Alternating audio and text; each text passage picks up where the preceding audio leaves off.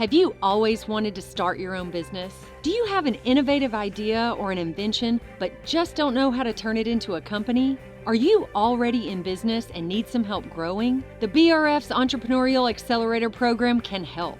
At EAP, we work alongside you, helping you with things like financial modeling, funding strategy, pitch preparation, and marketing strategy. So what are you waiting for? Go to eapla.com today and set up a time to talk with our team. Let EAP help you launch or grow your business in North Louisiana today.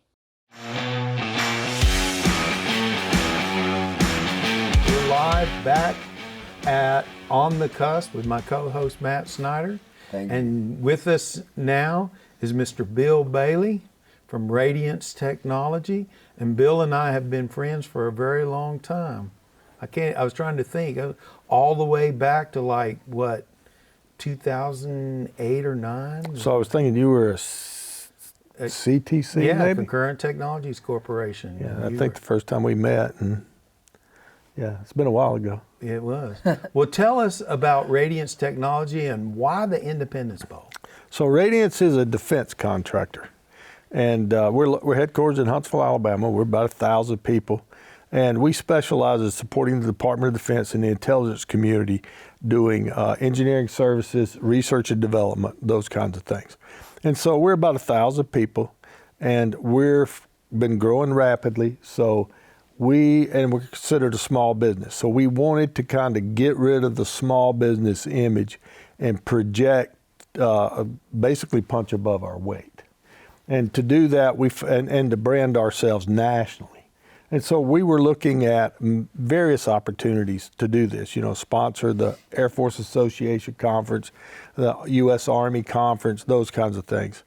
And but those things basically just branded us in the markets that we were already in. So we were looking, the reason Independence Bowl, the reason a bowl game, was we were looking for national branding. And so the Independence Bowl came up. Frank let me know about it, and we started talking about it. And so we ultimately did that. And so the business decision was to raise our brand. But at the end of the day, it was also the tie-in for Army. I mean, we're a defense contractor. So yeah. The Independence Bowl, it seems like a defense contractor is just the natural sponsor for that, right? Then you look at the fact that at that time, and they still do have a tie-in with West Point for certain games, if West Point's bowl eligible. So that's our number one customer, the United States Army. And then there's an Air Force 4-star command just a few miles from here. And that's our number two customer. So it just all seemed to line up, right? National exposure, the name of the bowl game is fitting for a defense contractor. And then you had a tie-in with our two largest customers. So we decided to do it. And it's worked out well for us.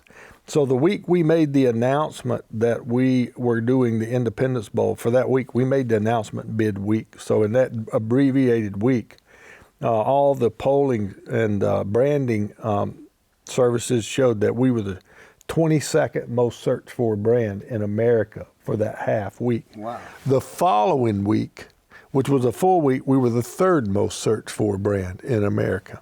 So name recognition is, we've gotten that in spades.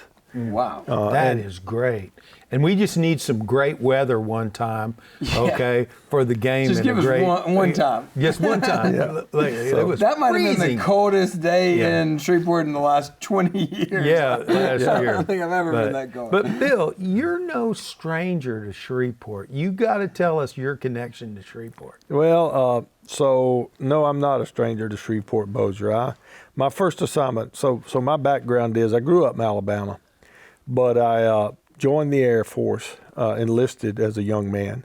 And, my first assignment was at Barksdale Air Force Base. So I spent 4 years as a B-52 crew chief at Barksdale. And then I left there and went to Louisiana Tech on an Air Force scholarship for a couple of years to get my engineering degree. And then I left there and went and did research and development for the Air Force for several years. So, no, I'm no stranger to Shreveport. I spent 7 years in the Shreveport-Bossier area. And for you, though, you tell a story about young airmen, you and your wife and children in Bossier. Yeah, so that's one of the things. So on the business side, the Independence Bowl made a lot of sense for a business perspective, but it's one of those things where the stars kind of lined up. On a personal perspective, it's just to be able to do something for Shreveport has been amazing. So at the bottom line was, so when my wife and I did what I call the dumb country boy thing, right? I dropped out of high school, married my sweetheart, and a few months later we found out she was pregnant. So then I joined the Air Force. So the first time when I came to Shreveport, Bossier, I was a 17-year-old high school dropout with a 17-year-old wife and a baby due in a month. Wow. So at the end of the day, what are the odds that you will live the kind of lifestyle that Sharon and I have lived? Upper middle class to affluent, when you show up, when you're 17-year-old high school dropout with a baby on the way. And they're pretty remote. But I will say, at the end of the day, somebody's got a plan that's not us. The fact that the good Lord put us in Shreveport, Bossier was amazing. So the community kind of rallied around Sharon and I. There were people, many that kind of looked at us and said, wow, they're probably not smart enough to be raising children. And they kind of nurtured us. They made sure we had everything we need, next door neighbors, people like that. So the community kind of rallied around us. Barksdale, the NCOs over there, they kind of, matured me. That's a nice way to put it. That's the polite way. Yeah. They kind of helped me mature, become a responsible person, and showed me the art of what was possible.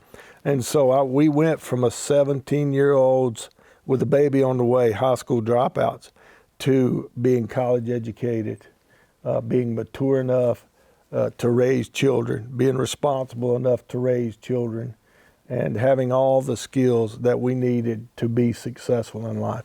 So when I look at Shreveport, Bossier, Barksdale, I just think my life and the course of my life was dramatically changed because of the communities, because of the people, because of all the goodness that is Shreveport, Bossier, and Barksdale. Yeah. And it continued when you went to Louisiana Tech, because I know you do a lot at Louisiana Tech, with them, and they're a big part of this community. So. Oh yeah, I'm a dog through and through. So when you first meet me, no matter where it's at, you find out several things pretty quickly, right? I work at Radiance. I got a family, and I adore them and love them dearly. And I graduated from Louisiana Tech, and I'm a bulldog from You are. Okay, so yeah, we're it's part of the whole Radiance thing. Being CEO has given me an opportunity and a platform to be able to do things to give back to Louisiana. The Independence Bowl. We've got an office in Ruston, Louisiana. We got an office here in Shreveport. We're doing work for Global Strike. We're doing joint research for the DOD with and at Louisiana Tech. So, I tell people often that when I got out of the Air Force in '92, we owned a house in Bossier City. And if there had been any kind of high-tech job market in North Louisiana, we would have probably come back to North Louisiana. But in the early 90s, there was no high-tech job market, and the economy was not doing real well in North Louisiana. And so coming back was not an option. But it doesn't have to always be that way. With the BRF, with the EAP, with Radiance, we can use our platforms to make sure that other kids with a high-tech experience Right. that want to come back to North Louisiana can be given the opportunity to do that. So we're kind of passionate about that. The companies and the boards allowed me. But you've to do done a those. lot with us with help building that defense industry around Barksdale Air Force Base, and with Gerald Goodfellow and the Small Business Collaboration Corporation. You've been a key part of all of that, and we're just now starting to see some of the benefits of building that defense industry. But you're part of it in Huntsville right now. Yeah, that's where your corporate headquarters is. You know, what do we need to do? And this is a tough question. Okay. Oh no, this is a question I've thought a lot about. What do you need What to do we do? need to do right now here in Shreveport to be Huntsville? Okay, so there's three things that Huntsville does well. Okay, and I think this is the reason Huntsville's Huntsville. First and foremost, they nurture small business. They nurture startups. They nurture companies as they grow and they get traction. And they've created an ecosystem where everybody pulls in the same direction. The city, the state, the federal delegation. Everybody's pulling in the same direction. And they subscribe to this theory that a rising tide floats all boats. So we kind of put the ecosystem, put Huntsville first in the way we go about leveraging our congressional delegation, our state and county governments, and you know, so business we compete. Lord, we'll compete like there's no tomorrow for contracts. But at the end of the day, without a healthy ecosystem, there's nothing to compete for. And I think that's kind of what you and the EAP and the BRF are trying to help facilitate, is that everybody playing, everybody pulling in the same direction, and everybody looking out for the base and the ecosystem first. And we're glad to be a part of that. Absolutely. And our problem in our region is we compete against each other for everything rather than accept the fact, okay, that ought to be in Ruston. Yeah. The ideal spot for that, Ruston did well. They got that. We need to be happy for them, okay? We need to go back and sharpen our pencil and get better at the next opportunity. Don't sit around and complain to the congressional delegation, well, I didn't get my share, okay? And we've both seen that, Oh, right? yeah. Well, healthy competition raises everybody up. I do believe it. But there's a time to compete. Right. And that's what we do better in Huntsville, and it needs to emerge here in the Shreveport, North Louisiana area. So we all pull in the funds. Everybody, contractors, government, we all pull in the same direction to get the funding. And then when the funding's in place and the program started and it's time to put out the contracts and compete for it, then we start competing. Here in North Louisiana and other places, it's not unique to this place, as soon as you hear that there might be funding, the competition starts. And it doesn't need to start until the funding's been secured. And Because the competition can kill the fun. that's right, because you and I've seen it. It's all mine, okay? Yeah. I got to be the one or nobody. And that will not grow the defense industry in North Louisiana with that approach. no, and you got all that. You got Global Strike. You got a major command. You got plenty of capability. You got more than enough engineers and software people and various technical skills being developed here in the region. So at the end of the day, it's kind of that you're missing that kind of that ecosystem and collaboration on the scale that is needed to do this. You know, we talk often about, you know, Huntsville and in North Louisiana, and I've talked to several of the congressional delegation members and the governor and economic development people. They want to make Louisiana, you know, you can't make Ruston like Huntsville. You can't make Shreveport like Huntsville, but you can make Louisiana very similar to Huntsville. You can create the ecosystem if everybody plays and pulls in the same direction. You are so spot on, Bill. Thank you. Thank you. That's amazing. And we look, you know, hey, look, we're going to give back. Even after I'm not Radiance guy, I was giving back to Tech before. We're going to give back. You know, this is such a special area. And from a kid that grew up going to the Independence Bowl every year, and it's been, thank you so much for helping that game stay in Shreveport. Yeah, we love it. It's been good for us.